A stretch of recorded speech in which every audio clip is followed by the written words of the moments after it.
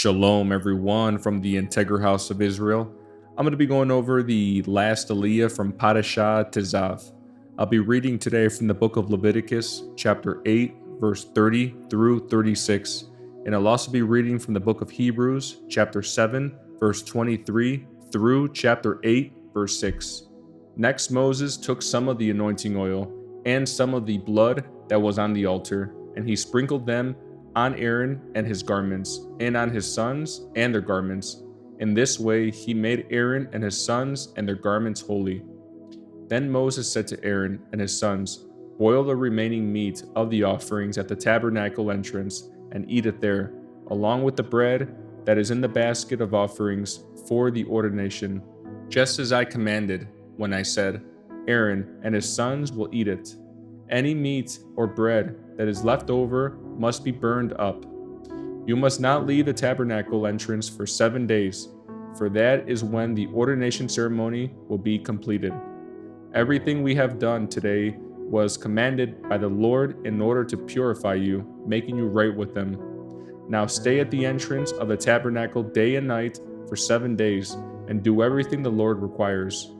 If you fail to do this, you will die, for this is what the Lord has commanded." So Aaron and his sons did everything the Lord had commanded through Moses. Next, I'll be reading from the book of Hebrews, chapter 7, verse 23 through chapter 8, verse 6. There were many priests under the old system, for death prevented them from remaining in office. But because Yeshua lives forever, his priesthood lasts forever. Therefore, he is able once and forever to save those who come to God through him. He lives forever to intercede with God on their behalf.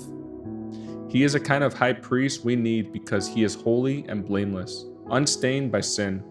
He has been set apart from sinners and has been given the highest place of honor in heaven. Unlike those other high priests, he does not need to offer sacrifices every day. They did this for their own sins first and then for the sins of the people. But Yeshua did this once for all when he offered himself as a sacrifice for the people's sins. The law appointed high priests who were limited by human weakness.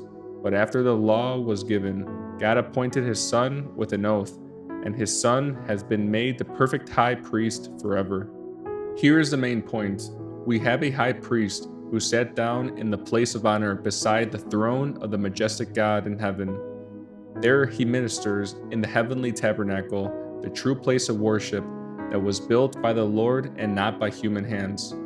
And since every high priest is required to offer gifts and sacrifices, our high priest must make an offering too. If he were here on earth, he would not even be a priest, since there already are priests who offer the gifts required by the law. They serve in a system of worship that is only a copy, a shadow of the real one in heaven. For when Moses was getting ready to build the tabernacle, God gave him this warning: "Be sure that you make everything according to the pattern I have shown you here on the mountain." But now Yeshua, our high priest, has been given a ministry that is far superior to the old priesthood. For he is the one who mediates for us a far better covenant with God, based on better promises.